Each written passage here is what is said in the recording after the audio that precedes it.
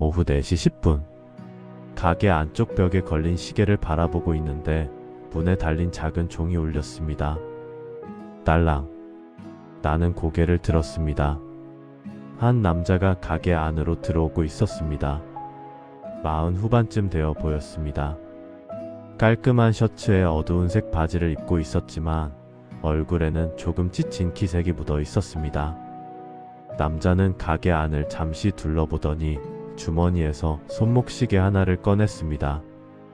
오래된 시계였습니다. 검은색 가죽줄은 군데군데 달아 있었고 유리에도 잔 흠집이 여러 개 나 있었습니다. 남자가 시계를 내밀었습니다. 나는 시계를 받아들었습니다. 어디가 문제입니까? 남자는 시계를 바라보다가 짧게 대답했습니다.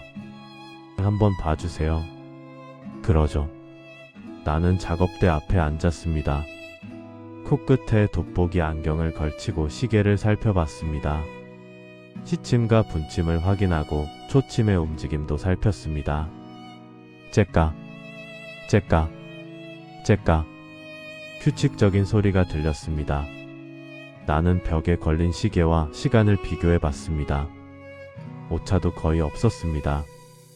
그래도 혹시 몰라 조금 더 살펴봤습니다. 오래된 시계였지만 상태는 생각보다 괜찮았습니다. 나는 시계를 남자에게 건넸습니다. 특별히 이상한 건 없는 것 같습니다. 지금도 잘 가고 있어요. 남자가 시계를 받아들었습니다. 그냥 차고 다니셔도 될 것 같습니다. 남자는 잠시 시계를 바라보다가 고개를 끄덕였습니다. 알겠습니다. 그는 인사를 하고 가게를 나갔습니다. 딸랑. 문이 닫혔습니다. 나는 잠시 닫힌 문을 바라보다가 다시 작업대로 돌아왔습니다. 그때까지만 해도 그 남자를 다시 만나게 될 거라고는 생각하지 않았습니다. 내 이름은 김재호입니다. 올해 62살입니다. 이 골목에서 작은 시계방을 운영한 지도 30년이 넘었습니다.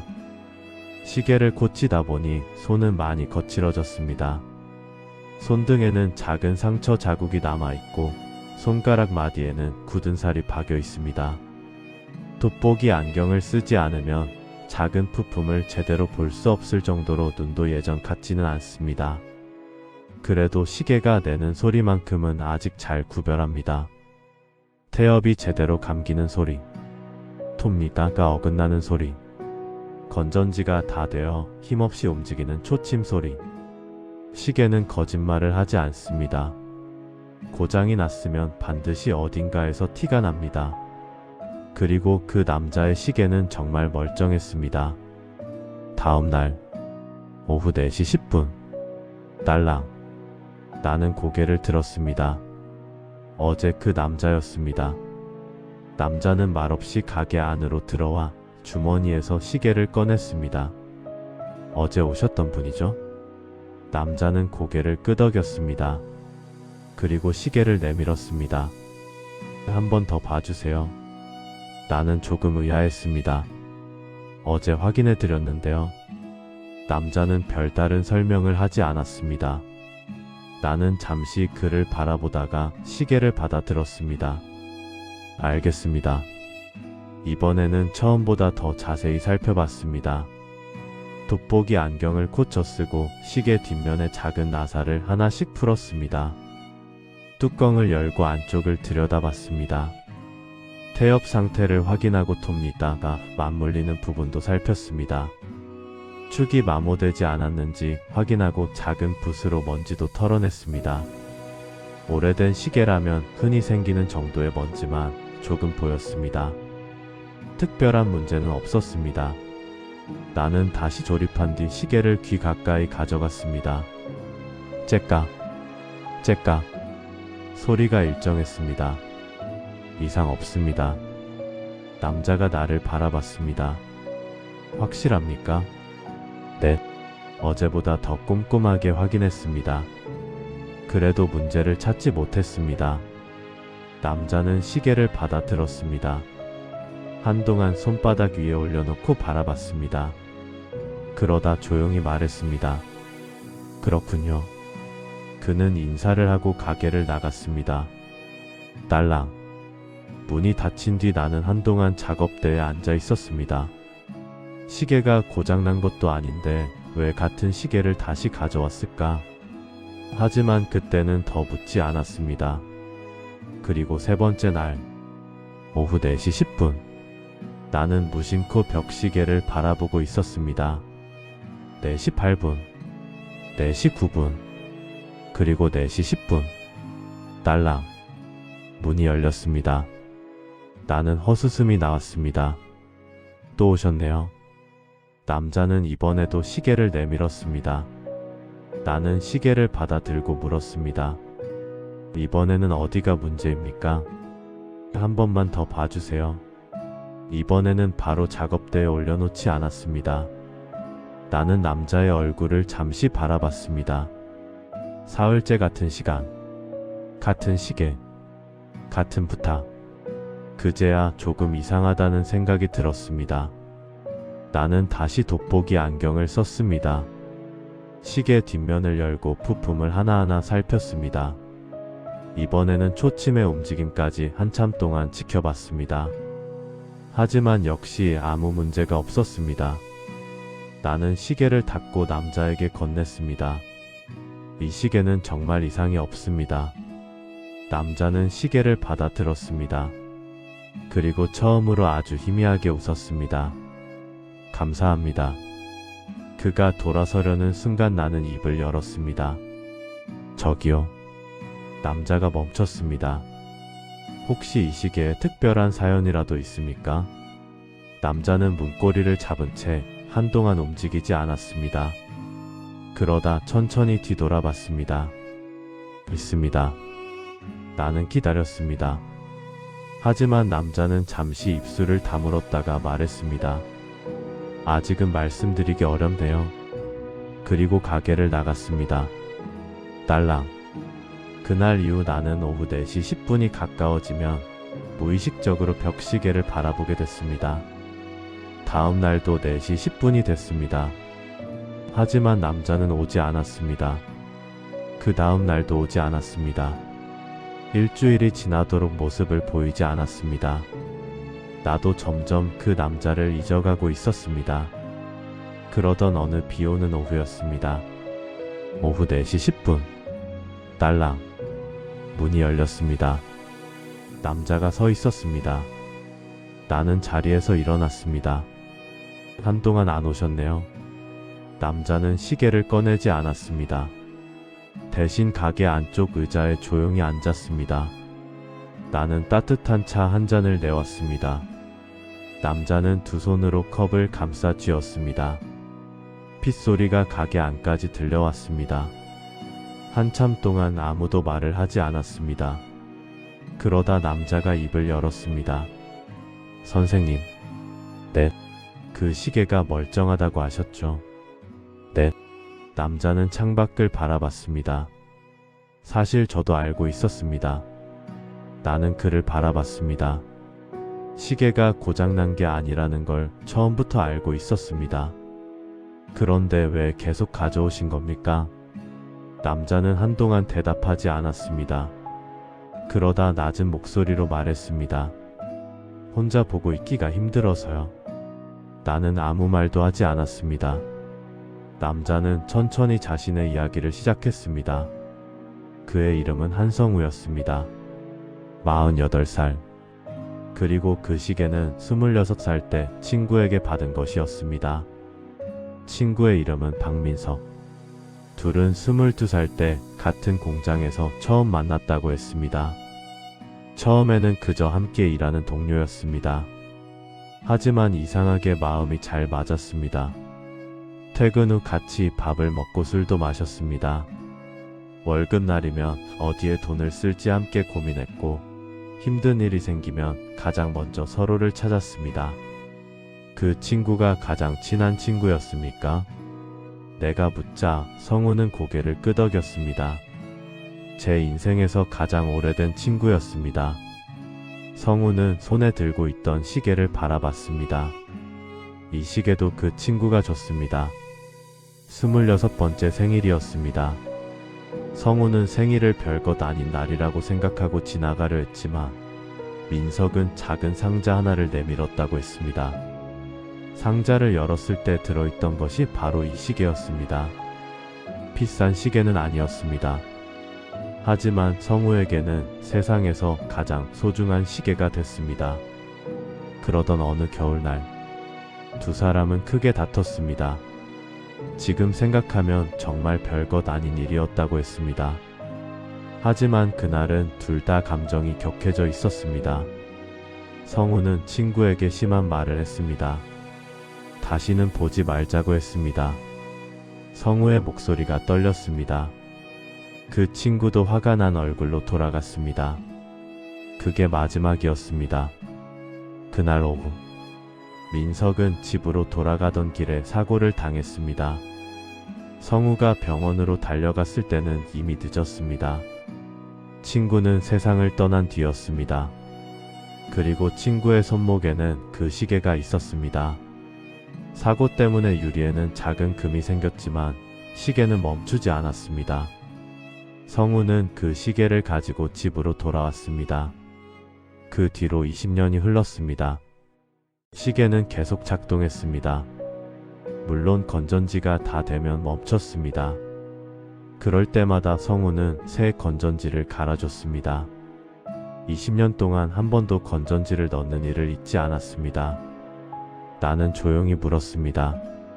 왜 그렇게까지 시계를 계속 움직이게 하신 겁니까? 성우는 한참 동안 시계를 바라봤습니다. 그러다 아주 조용히 말했습니다. 시계가 멈추면. 그가 잠시 말을 멈췄습니다. 친구도 없어질 것 같았습니다. 나는 아무 말도 하지 못했습니다. 성우는 시계의 유리를 손가락으로 천천히 닦았습니다. 그래서 차마 시계를 멈출 수가 없었습니다. 그 말이 가게 안에 오래 남았습니다. 나는 성우의 손을 바라봤습니다. 시계를 꼭 쥐고 있었습니다. 20년 동안 계속 건전지를 갈아주신 거군요. 성우는 고개를 끄덕였습니다. 네. 잠시 뒤 내가 물었습니다. 그런데 왜 이제 와서 저한테 계속 보여주신 겁니까? 성우는 대답하지 않았습니다. 대신 내 손을 바라봤습니다. 거칠고 주름진 손. 손가락 마디마다 굳은 살이 박여 있었습니다. 처음 선생님 손을 봤을 때 친구 생각이 났습니다. 나는 내 손을 내려다봤습니다. 민석이도 손이 참 거칠었습니다. 공장에서 오래 일했으니까요. 성우는 잠시 웃었습니다. 처음에는 그냥 시계가 이상한지 확인하고 싶었습니다. 그가 천천히 말을 이어갔습니다. 그런데 선생님이 시계를 들여다보고 계신 모습을 보고 있으니까 친구 생각이 자꾸 났습니다. 그래서 다음 날도 오셨습니까? 네, 그 다음 날도요. 성우가 고개를 끄덕였습니다. 20년 동안 누구에게도 제대로 하지 못했던 이야기를 조금씩 해보고 싶었습니다. 그 말을 들으니 처음 그가 찾아왔던 날이 떠올랐습니다.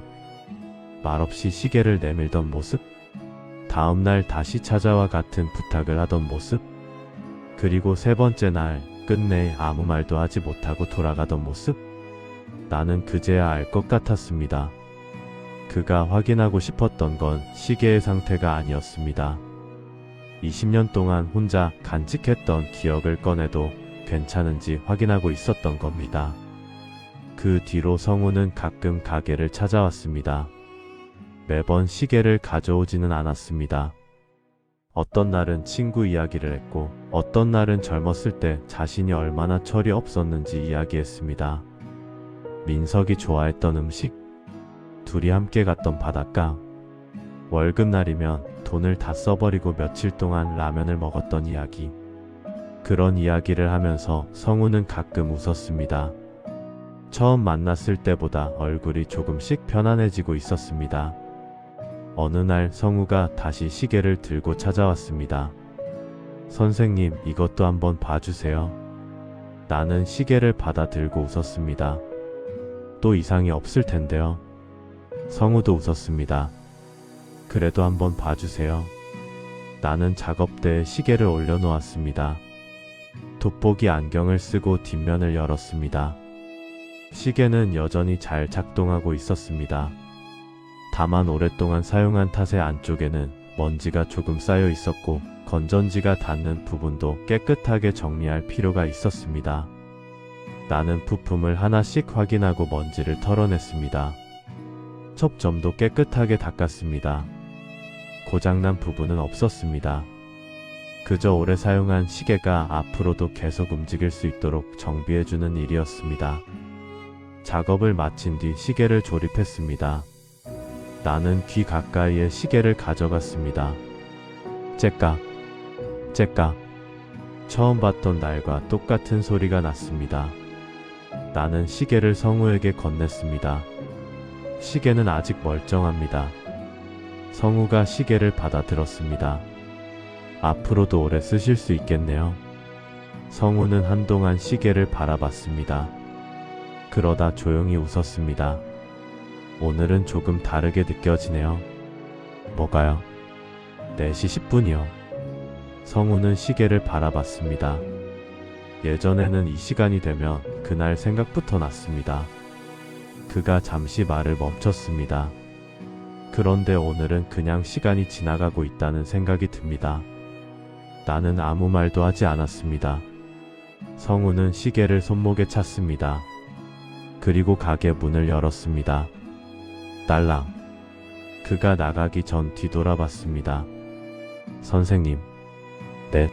그날 친구한테 마지막으로 했던 말이 계속 마음에 남아 있었습니다. 나는 그를 바라봤습니다. 다시는 보지 말자고 했거든요. 잠시 침묵이 흘렀습니다. 성우는 작게 웃었습니다. 그런데 오늘은 그 친구한테 다른 말을 해주려고 합니다. 무슨 말입니까? 성우가 시계를 바라봤습니다. 그리고 조용히 말했습니다. 잘 지내라고. 그는 잠시 생각하다가 한마디를 덧붙였습니다. 저도 이제 잘 지내보려고요. 문이 닫혔습니다. 딸랑. 그날 이후 성우는 다시 찾아오지 않았습니다. 처음에는 조금 허전했습니다. 오후 4시가 가까워지면 나도 모르게 벽시계를 바라봤습니다. 4시 8분, 4시 9분, 그리고 4시 10분. 하지만 문은 열리지 않았습니다. 4시 11분이 됐습니다. 4시 12분이 됐습니다. 시간은 계속 흘렀습니다. 그렇게 몇 달이 지났습니다. 어느 날 아침 가게 문을 열었는데 문 앞에 작은 봉투 하나가 놓여 있었습니다. 나는 봉투를 열어봤습니다. 사진 한 장이 들어 있었습니다. 사진 속에는 젊은 남자 둘이 서 있었습니다. 성우와 민석이었습니다. 둘 다 어색하게 웃고 있었습니다. 사진 뒷면에는 짧은 글씨가 적혀 있었습니다. 우리가 늙어서도 같이 보자. 나는 사진을 한참 바라봤습니다. 그리고 가게 벽 한쪽에 조심스럽게 붙였습니다. 그날 오후 4시 10분. 나는 사진을 바라봤습니다. 그리고 작업대 위에 놓인 오래된 시계를 바라봤습니다. 째깍, 째깍. 시계는 여전히 움직이고 있었습니다. 예전에는 그 소리가 누군가를 붙잡아두는 소리처럼 들렸습니다. 이제는 그냥 시간이 흘러가는 소리였습니다. 나는 돋보기 안경을 고쳐 썼습니다. 거친 손으로 작은 시계를 하나 집어들었습니다. 그리고 다시 작업을 시작했습니다. 째깍, 째깍. 시간은 오늘도 멈추지 않고 흘러가고 있었습니다. 지금까지 시청해주셔서 감사합니다. 여운이방이었습니다.